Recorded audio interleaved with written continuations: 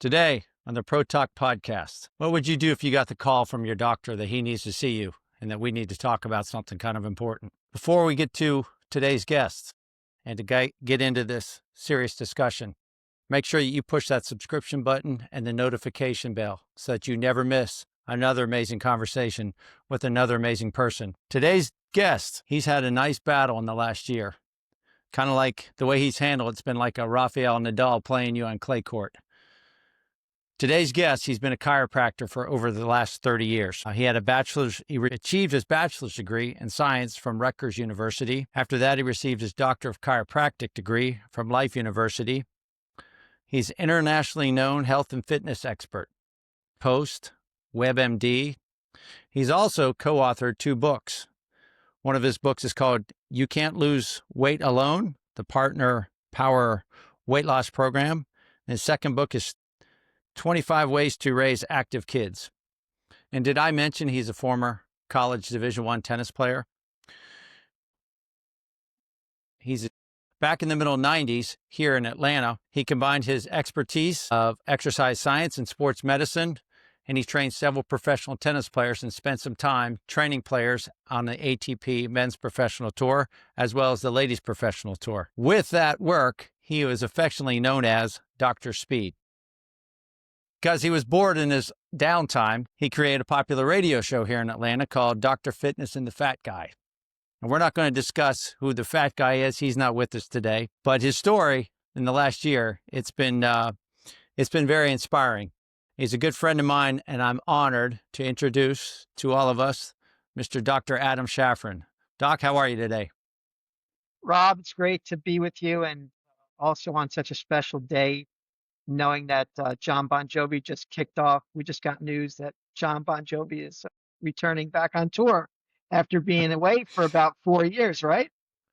That's news to me. I thought Springsteen must have called you first. I don't know. Oh, okay, maybe. Listen, you can't believe social media. I hope I haven't misspoken, but I thought he was announced that, but I'll have to check that. I don't know. My We'll have to. reference it. We'll find out probably before the show's over. I'll get the staff to work on that. So Perfect, so perfect. real quick. I know it's fun to talk to you as always, but the last year has been a serious thing that's happened to you. Can you give the listeners some background on what the heck happened to you and what's the Sure. serious stuff that we're talking about here? Yeah, so I had been battling some health issues. Originally, playing competitive tennis into my 50s, I noticed I was having some really bad hip pain.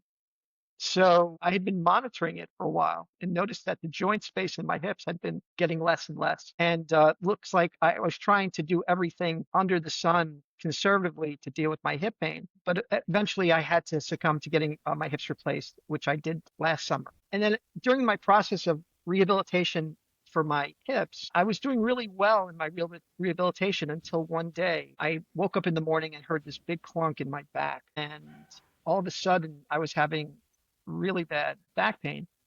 And being a chiropractor, I think I know a little bit about back pain, and it was not getting any better, and it was getting in the way of my rehabilitation for my hips. So, being an athlete, one of the unfortunate things about dealing with what we deal with is that you know we deal with pain all the time. If you're an athlete, you know you learn to suffer. A matter of fact, suffering is part of it. Becomes kind of noble to suffer. You take kind of pride in how much you can endure, how much you can suffer. And unfortunately, I probably had a master's degree in suffering. So eventually it came around Christmas time when things weren't getting any better. And I since I split time, have a residence in Alabama, in Huntsville, Alabama, and I also have a residence in Alpharetta, Georgia. So one weekend when I was here and my wife was back in Atlanta, I went and I checked into the hospital. I remember it like it was yesterday because it was December 22nd of 2024, and figured I'd just get a clean bill of health and wake up in the morning and tell my wife, hey, everything's fine, I'm doing okay. She'd known that I'd been having some difficulty, but she had no idea that I went to the hospital. So when I checked in, I got there around 10 o'clock, about 10 o'clock. By the time midnight rolled around, I was diagnosed with a compression fracture, a pathological compression fracture at T12 in my back. I was diagnosed with multiple myeloma, a plasma cell cancer, and the cancer had eaten away about 50% of the bone in my at that vertebral body of T12.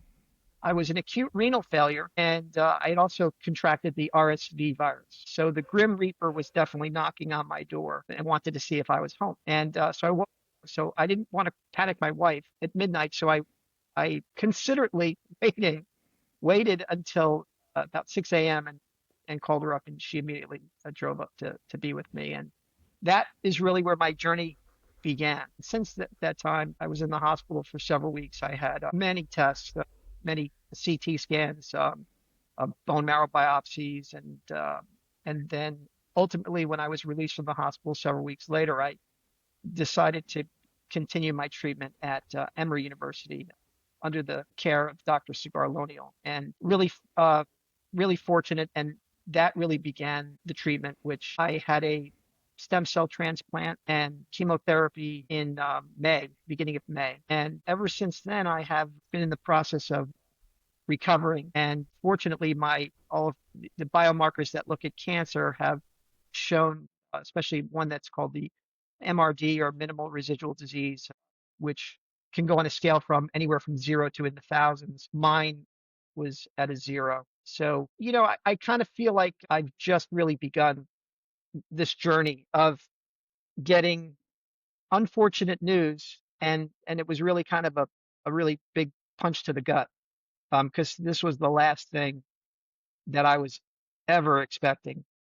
I'm fortunate that my dad is 94 still. My mom is going to be 90 in January, and I'm blessed to still have them around. But with my parents and their lifestyle, I figured I'd live well into my hundreds. So this was a real kick to the. Let me ask you a question that, because so many stories that we're hearing on the Pro Talk podcast, it's stories of adversity and how people handle difficult things. My first question to you is, what in the world did you think about from midnight until 6 a.m. that you waited? I'm sure there's some prayer in there, but what did you do? Because you didn't That's call me. Thank you. I'll tell you.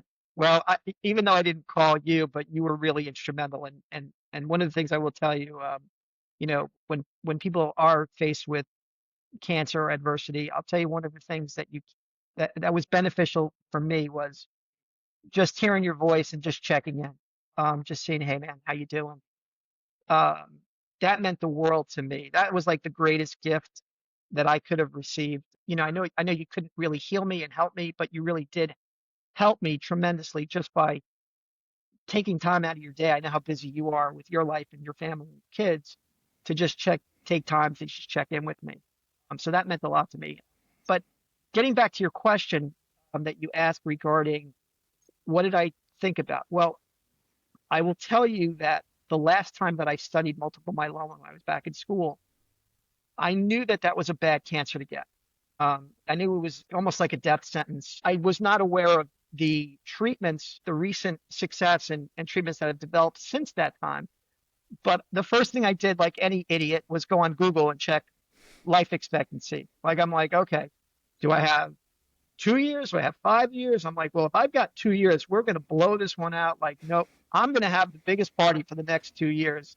Like, you're going to, take advantage of every opportunity I can. If it's 2 to 5, I'm like, this is going to be one big party for the next couple of years. And that's really what I thought about. It wasn't like, woe is me.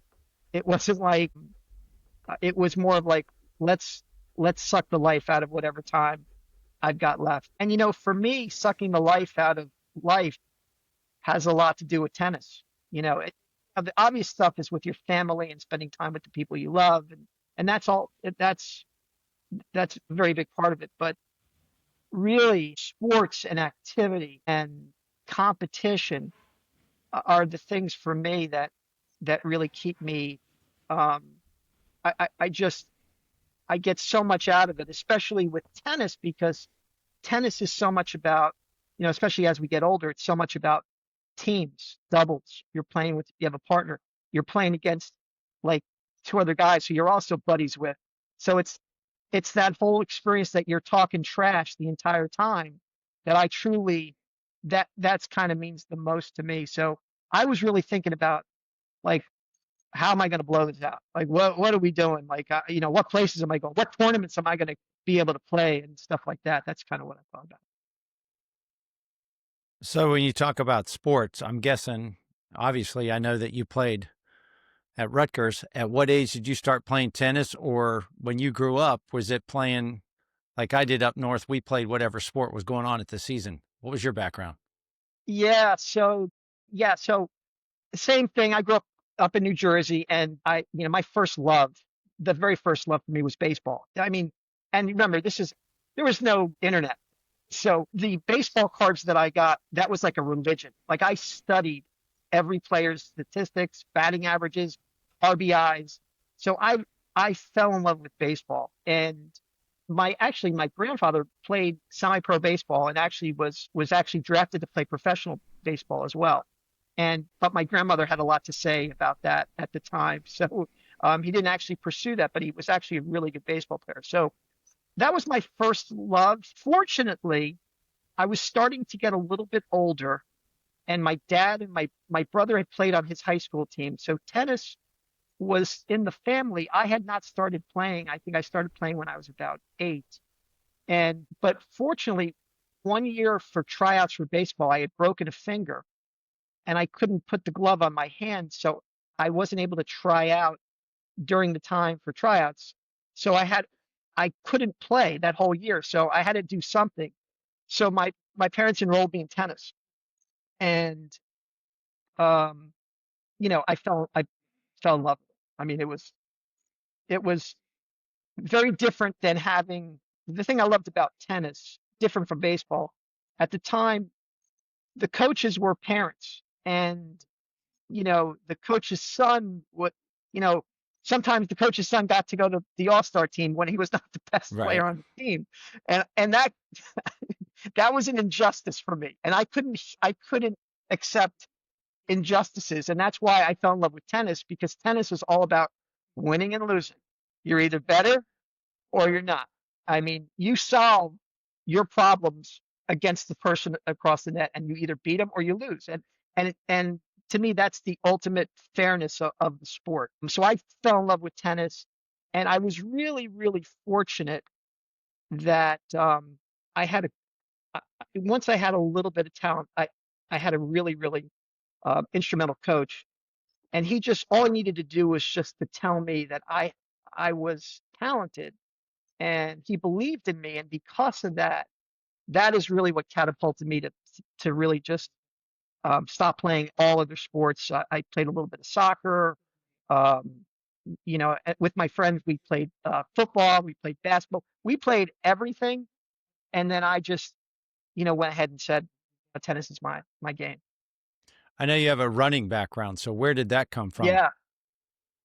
So running probably has a lot to do. So running came about because as I started to get better with tennis and me being a little guy, I knew in order for me to compete at the level that I wanted to compete at, fitness had to be off the table. Like my fitness had to be off the charts because I had to be able to stay out there and grind forever.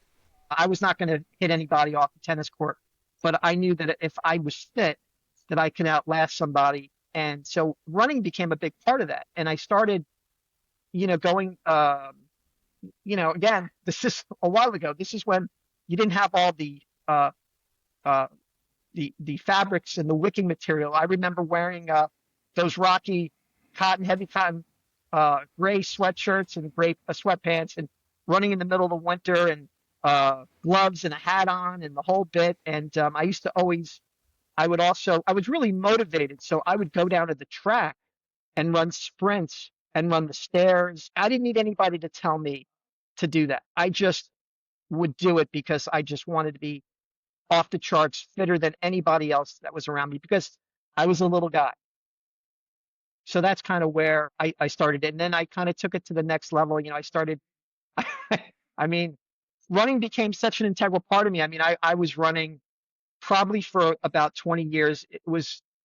I probably ran I would run about 8 miles in the morning and then come back and run, 5 or 6, in the evening. And it just, you know, it started like that. And then I'd have long runs on the weekends where at least I would go out and do at least 12 or 13 miles on a Saturday or a Sunday. And yeah, I really had no aspirations of really competing and running.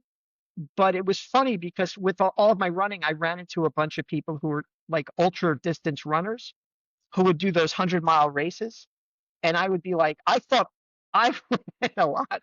I could not even imagine competing in a 100-mile race. So it just also showed me that no matter what you do, there's always somebody else who's doing a lot more than you are. And it's okay, but just know that it's a big world out there, and you're not alone with the things that you love, and there are other people out there that might be doing maybe just as much as you are, even if not even more.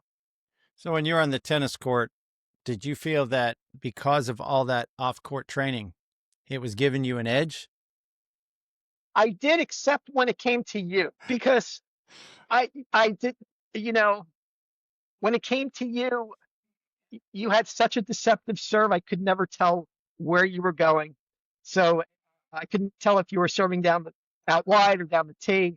And it used to drive me absolutely out of my mind. So, my fitness didn't really matter because I knew it would be really hard for me to break serve against a guy like you. And I have to hold every single time. But All right. All right. Well, anyway, we can edit all this stuff out, but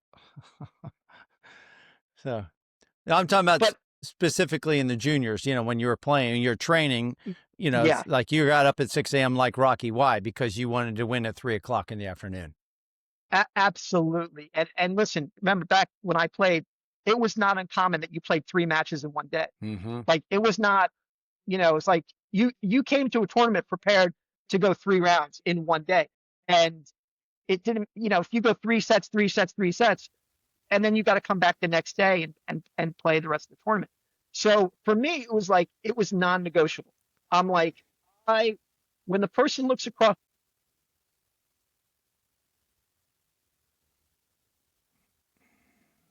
the battle, like I wanted to take fitness that equation, and especially when it was also hot, because when it's hot out there, that adds a whole nother element. So being acclimated to the temperature, it was another big thing that always made sure that I was always, to me, tennis is hard enough from a skill set that I want to eliminate one variable that I can eliminate, which was my fitness. I can control my fitness, and that was really, my biggest asset was my fitness and my speed.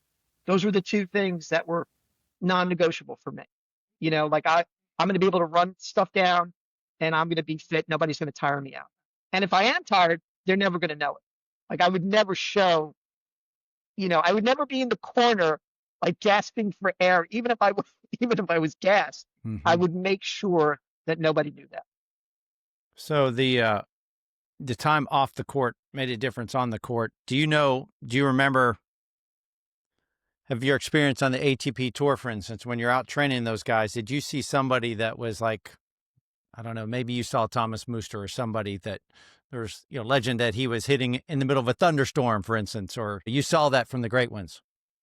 I actually did see Thomas Muster, and he was one of I really admired him because he has legendary fitness on a tennis court, and just to see the intensity of how he trained and how he played. And, I had the fortunate privilege to work with some really, really good athletes. Luke Jensen was one of them. And I remember Luke telling me a story when he had made the Davis Cup team. He was invited to Ivan Lendl's house to practice. And, you know, and Ivan Lendl was also legendary for his fitness as well. And he was telling me that they went out and they practiced, and they had this unbelievable practice for like 2 hours in the morning. It was like nonstop. And Luke thought he was like it was done. And he was like, that was like the beginning of their training. And he was like, he could not believe, he could not believe the level of intensity and the level of fitness that Ivan Lendl it showed. And those are I think, Rob, when it comes to fitness, you know, it's important to recognize there is a lot of work that goes into it. But I think nowadays there's a lot more science behind how much is enough and how much is too much. I think, you have to be careful with the exposure of what you're doing, how much you're doing, because of injuries and how prevalent injuries are. You're seeing it in today's game as well, with a lot of the pro players. And it has a lot to do with the fact also that tennis, unfortunately, does not have a season. It's Hmm. all year round. I mean, it's going on all the time. So it's hard. It's very hard to periodize or to plan your training because, unless you're Nadal or unless you're Federer, where you're playing X amount of tournaments, a lot of these guys are running from country to country, trying to make money, trying to play, trying to maintain their ranking, and trying to improve all at the same time. It becomes a nightmare to try to plan your season and plan your training around that. Well, talking with other players, and I heard Luke speak at a seminar 2 years ago, actually, and he mentioned that how everything translating from when a player he was working with, when she would come into the gym, the meals were already made for her. And it's like he said, the way things are these days is totally different. On the flip side, the negative side, at that same seminar, a couple of coaches, we were talking about how do we get kids to work harder? Because when you and I were kids, it was come home at 3 o'clock after school. Hey, you want to go hit some balls? We organize it. Now it seems like because we have so many programs, kids are being taught the sport where they don't learn it like you and I learned it. And there's too many things set up for the kids. And the bad thing is that the parents are afraid the kids are working too hard. So consequently, kids don't know how to work too hard because they've never worked hard because parents are afraid of, I'm not saying of, working too hard to create injury, but there's a threshold that I don't think kids are reaching these days. How do you feel about I that? couldn't agree with you more. I couldn't agree with you more. And tennis also has a unfortunate. I don't know why this is, but I think people from the outside look at our sport as the athletes being soft, as opposed to me, there's no other. Tennis is the hardest sport, in my opinion, that's out there. If you look at all the variables that are involved in trying to be good at tennis, you're moving, an object is moving. You have to overcome a barrier, which is the net. You have to keep it within the boundaries of another barrier. You've got the sun, the wind, all of these things that are going on all at the same time. So with that being said, when it comes to uh, being good at this sport, and talking about Malcolm Gladwell's 10,000 hours, you're just getting started in tennis with 10,000 hours. I mean, there's so many things that you have to master. And think about it when we learned how to play. I mean, the technology in terms of, first of all, how did you hit a tennis ball? It was the renaissance of tennis. Coaches were still learning how to teach tennis because it was all transformed in the late 70s to early 80s and into the 90s. When hitting a tennis ball, it used to be bringing your racket straight back, and then it became a loop, trying to loop your strokes. There was the rackets changed. Try teaching a kid today to learn a backhand volley with a wooden racket. It would break their arm. So there was a lot of things that were going on back when I learned how to play tennis. But at the same time, one of the blessings, I'll never forget this, but one of the blessings that my dad taught me at an early age, because I grew up in an area where there weren't a lot of really good tennis players. For me, I had to really travel to find other talent for me to play with. And I thought it was my dad's responsibility to set me up with these matches. And I remember having a conversation with my dad. I'm like, and all the people that I had to play against were all older than me. Like, it wasn't even calling a peer. It wasn't calling another 12-year-old. I had to call 16, 17, 18-year-old kids to play tennis with. I was petrified. And my dad forced me to if I wanted to play, I had to make those phone calls. And I will tell you, there was no better lesson in my life that made me fearless about reaching out and making a cold phone call because I wanted to play tennis with somebody else. It was such a great lesson in terms of would serve me well in the future in business, being fearless about hard conversations, things I didn't want to have to deal with. And I would draw from those experiences that made me the person that I am today. And really, that's why I love tennis so much, because I think it's a microcosm of life. You're forced with so much adversity. You're forced to deal with losing a lot.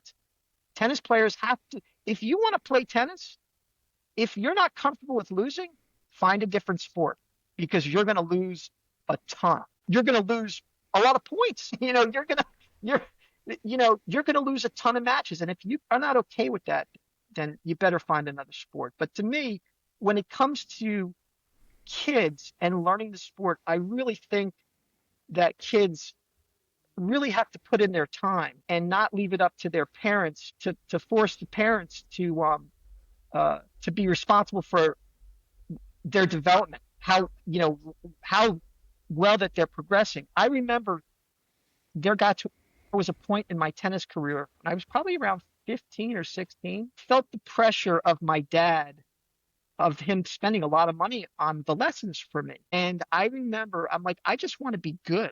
I don't want to feel the pressure of, like, my dad's spending a lot of money on lessons, and, am I going to get a scholarship? What if I don't get a scholarship? And I remember going to my coach and I said, "Hey coach, do you mind if I sweep the courts or clean the club in order to get free, to get lessons from you? Because I really don't want my dad paying for me anymore." And I was really fortunate. I had an amazing coach, and he said, "You know what? I got one better for you.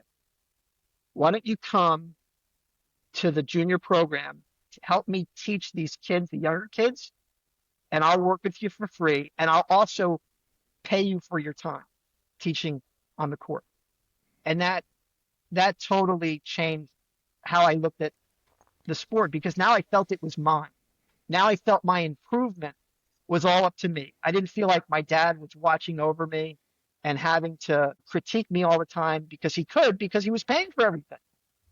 So that was a big leap for me in terms of my progression and how I felt about playing tennis.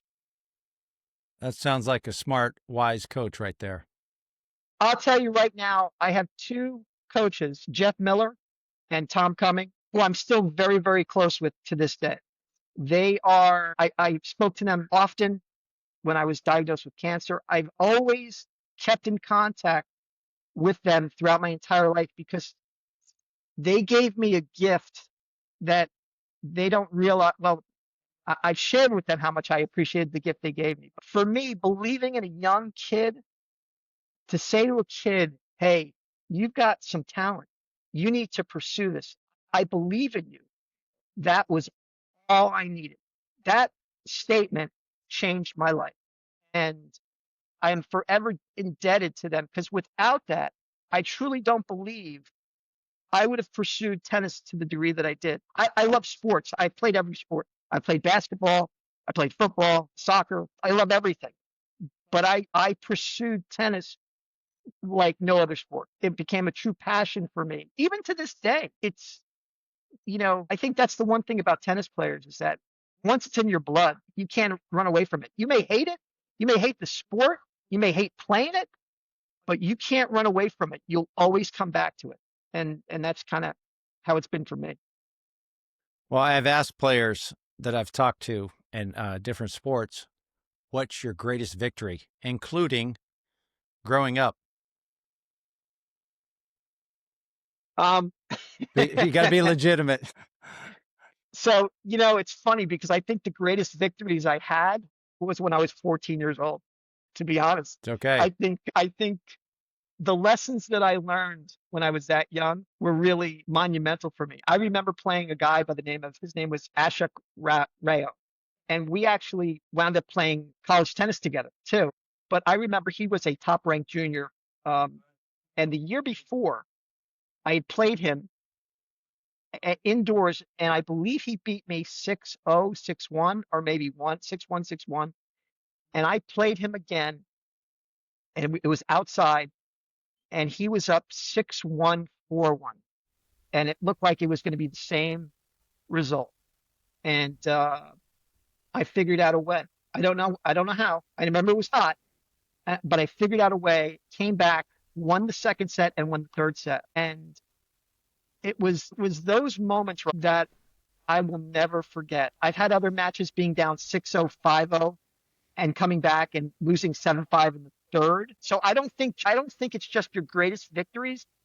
I like to look at them as your greatest battles because to me, I always seem to learn more from my losses than I do from my victories. Um, I played a I played a match not long ago. I think when I turned in my 50s, I went out to Santa Barbara and played the National 50s, and I played a guy and in first round, and we played, and it was I lost to him in a third set tiebreaker. I think it was 8-6 in the third set. I think I was up 6-4, and that match still haunts me to right now. So I love that. I love that about tennis. I love what it does to you viscerally, the feeling that you get when you're faced with a moment that you have to come up with something. I think tennis is such a microcosm. I know I've said it before, but I think it's such a microcosm of life because it teaches you so much about adversity and how do you fight through that. There's always a way.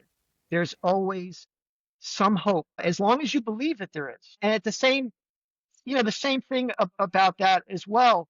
I also think that how you approach life, if you walk on a tennis court, no different than in life, most of the people that I associate with kind of feel the same way. They walk on a tennis court, they expect to win. Nobody walks on a tennis court. And I don't care if you've lost 18 times in a row. If you don't walk on the tennis court and think today's my day, you have no business walking out on that tennis court. It'll be a long day Right. You've or a got to short have day. Right. You've got to have the attitude that, okay, I've lost a bunch of times to this guy, but today's the day. I'm going to fight like hell to overcome whatever I wasn't able to do last time. I'm going to find a weakness, a spot where it's going to be time for me. And that's what I truly love about the sport. You mentioned something about, that you're going to lose a lot. I remember Vic Braden saying it takes so much courage just to play tennis because 50% of all tennis players lose today. I thought it was a huge statement. It's like, yeah, you don't realize what you're putting yourself out there for every time. Your day's either ruined or your day's pretty good every time you play. But Every time we play. I Yeah. love what you just said there, and I wrote it down. It's the greatest battles that you remember. And I remember reading Joe Paterno's book. He talked about you pray for a worthy opponent. Now everybody wants to go out there and win the championship 6-0, 6-0, and everybody say, look how great I was. But the reality is it's like they don't write stories and plays and books and movies about easy victories. And what you said, that's, trying to force to me to find out how can I get kids and adults to embrace the battle. That's something that I really respect about you. What is your worst loss ever? If you can come down to one, not to keep you up tonight thinking about it, but what is your worst I defeat and well, what did you learn from it? well, I will tell you, I think my worst loss, and it may be, well, actually, before I get to my worst loss, one of the things I also wanted to mention, I think it's super important about victories, winning. I, I take a lot of pride in also making sure that when you're playing, that there's mutual respect between you and your opponent that you're playing against. And what I mean by that is how fair you call the balls. That's so important to me. If you're indecisive or if you're not sure of something and you penalize your opponent for that there's no place for that in the sport for me. You err on the side of giving the doubt to your opponent, not taking it for yourself. Um, and being able to walk off the tennis court being proud of the way that you fought and the way that you handled yourself in terms of being fair, to me is just as important as how well you play the sport. But getting back to my worst loss, I'll tell you, Rob, to this day, I'm not a good loser. I mean, I'm just going to tell you. I mean, I What's wish wrong with that? I mean, I really do not like losing. And I don't care if it's a practice match. I don't care if it's, to me, every time you walk out, there's something on the line. If you're if you're playing, I don't care if you're playing a game to 10 or a 5 or whatever you say, I want to win every single time I walk out on the court. I think my greatest loss was I remember it really affecting me my senior year in high school. I think it was I had done pretty well in the state tournament. Um, either my I know I did very well my sophomore year. Um, I think I did okay my junior year, but the senior there was a lot of expectation. Like I really felt like this was the last time. And I played a guy that I played in the juniors, and that was the thing. A lot of times, when you play, when you play the same guys over and over again, you run into them a bunch, and you know, you might have played somebody in the 12s and the 14s and the 16s. And as you progress throughout those ages, your skill sets change. And I remember there was this one guy I'd beaten as a junior, and it was one of these guys that he showed up with off Fila. Like at the time, like nobody could afford a Fila shirt, Fila, you know, shorts and a Vilas, Guillermo Vilas. Like it had a headband with looked like Bjorn Borg. And I remember thinking, and I remember, I beat him pretty easily a couple of times. And then I played him in the state tournament first round, and I lost him in 3 sets. I think I broke 3 rackets after that match. I mean, just bang, bang, bang. I was just, you know, and look, when you're a kid, you're still trying to process. Losses when I was a kid were brutal for me. Like I had so much tied into it with who I was as a person. Hmm. If I lost the match, it meant like I was a bad kid. It wasn't, I really didn't know how to process losing, very well when I was a kid. I mean, there's so much more stuff in terms of education on stuff about tennis, especially nowadays, than there was when we were growing up, and how to deal with stuff like that. And coaches can also help you deal with that a lot more. Back then, nobody talked about it. It was just, yeah, Deal with it. yeah, deal with it. Sucks to be you. All Right. right, but yeah, I think that was probably my worst loss. Well, I want to be considerate of your time, but not to take away from any levity we have here, but I know you spent, was it in March or April? You were basically quarantined in a hospital room. And we all have long days, but how in the world, walk us through this? There's somebody listening to this that's going to have to go through something that's really terrible. And so what were the dates, or how long were you in the hospital? And give us some Yeah. background on that if you could. So April 29th was the day that I was given Malfolin, which is a cancer drug. And then over the course of the next 4 days, I got to experience all of my white blood cells and my red blood cells diminished down to zero. And then that's when I was given also a stem cell transplant. I was basically, what a stem cell transplant is that you harvest your own stem cells. You're given a drug to increase the production of stem cells. And then you go through a transfusion process and you get a whole bunch of, millions of stem cells, and then they infuse them back into you. There's a course of about 4 days where I got to see um, my blood cell count drop down to zero. And I will tell you that if you know that there's kind of like when you wake up in the morning, you have like this internal torch of just like you get up, you're about to start the day, and you're like, okay, I got to do this, this. You have this fuse that's just lit, that's always constant. You don't really think about it.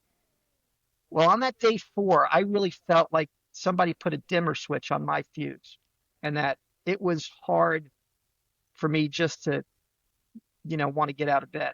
Now, I made it a point when I was in the hospital. There were 2 things that I did that really were important to me. Number one, I was trying to control what I can't control. I was going to get up every morning and walk for 30 minutes, and I was going to do that in the evening time too. Now, remember, I have no red blood cells, so I have no way of transporting oxygen to working muscle tissue. But for me, walking was the one thing that I can control. So I would put on some music on I was actually wearing these headphones, and I'd walk on the hospital floor for 30 minutes. no matter how good or how bad I felt, I made it a point. And that was important to me because I still wanted to feel like I still can control what I can control. Yeah. So I know there were, oh, yeah. And the other thing, too, for me was when I first got into the hospital, they give you like a gown to put on. And I'm like, I'm not wearing a gown.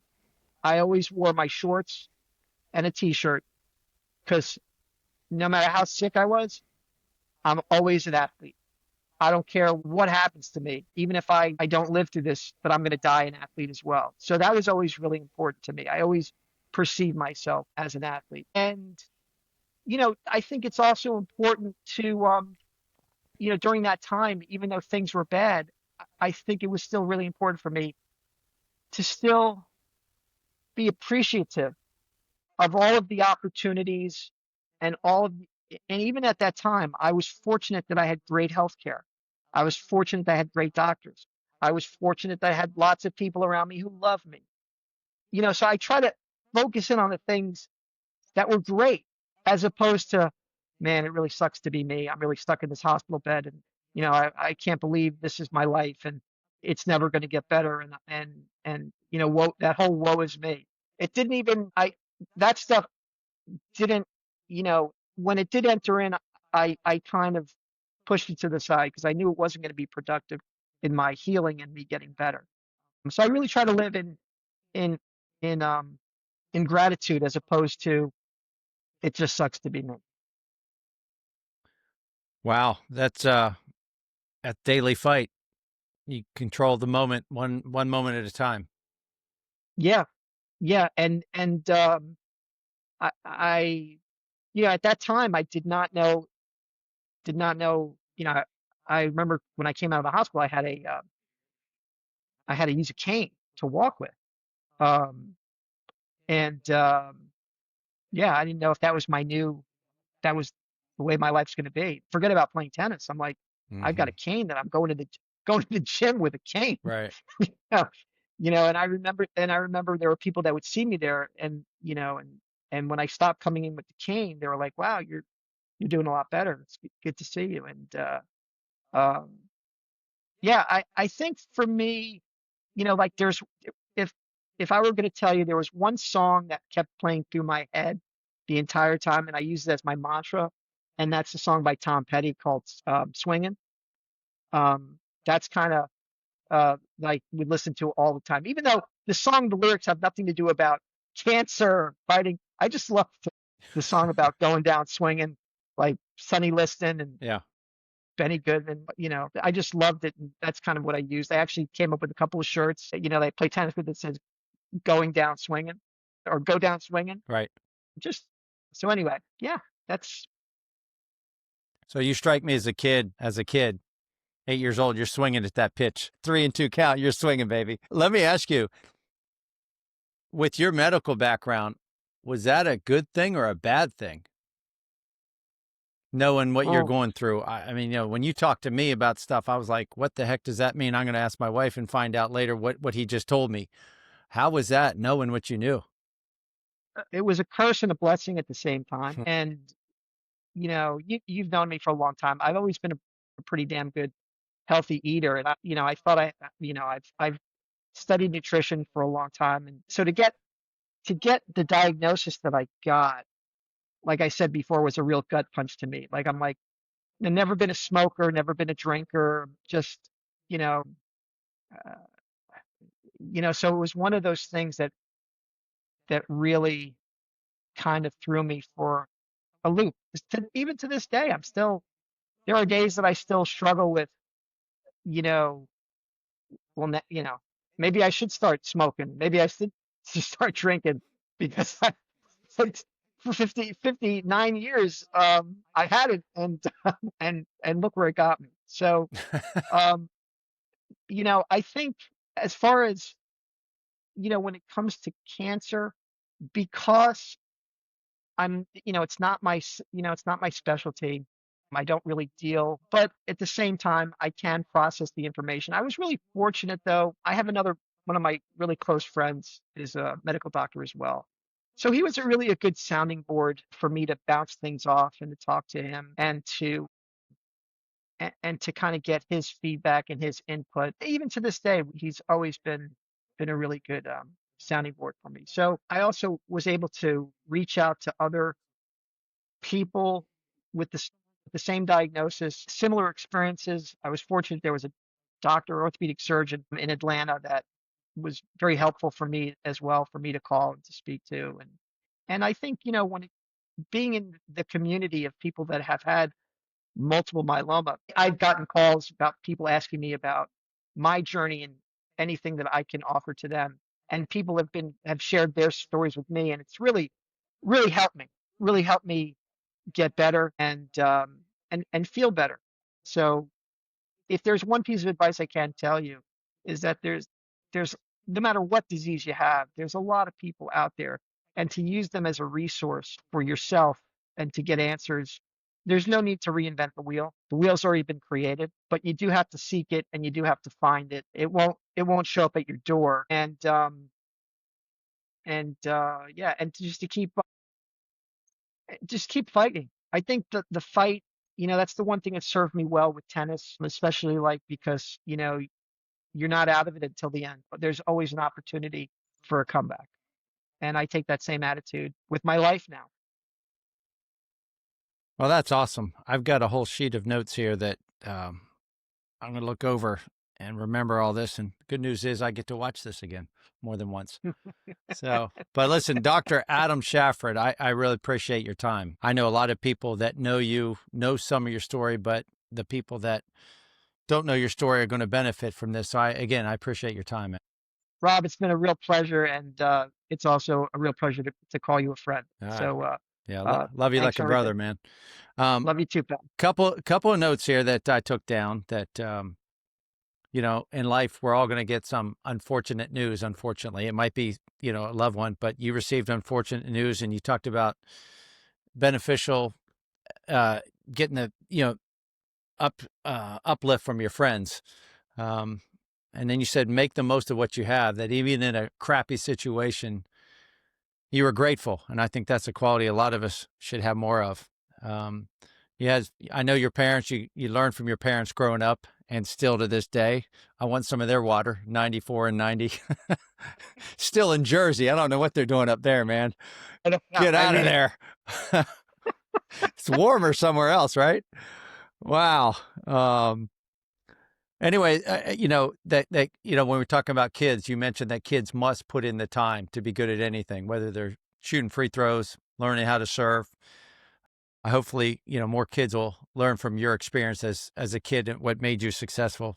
And one of the things I loved about what you said is about the greatest battles that you had. And it's like, it wasn't just a great match because you won, or it didn't stink just because you lost, but you enjoyed the battle. And I can attest to that, even on some random Saturdays where it really meant nothing. That's another podcast. Always keep a change of extra socks with you. All right. Your power of the mind. I thought that was so good. And how you talked about believing, and that, you know what, in life, gang, like Adam said, we need to expect to win. Otherwise, what are we doing? So, and one other thing, I love this, and it might be some team shirts for one of my teams. Go out swinging. So go after it. But again, guys, I appreciate your time, Dr. Shaffron. And I know many people are going to benefit from this. And so through your adversity, there's a good, and I appreciate you spending your time with us and sharing your experience with us. Rob, it's an honor to be with you, pal. Always is. So, well, again, thank you for your time. And until next time, for the next podcast, make the most of your time and always hang tough. Stay with me, dog.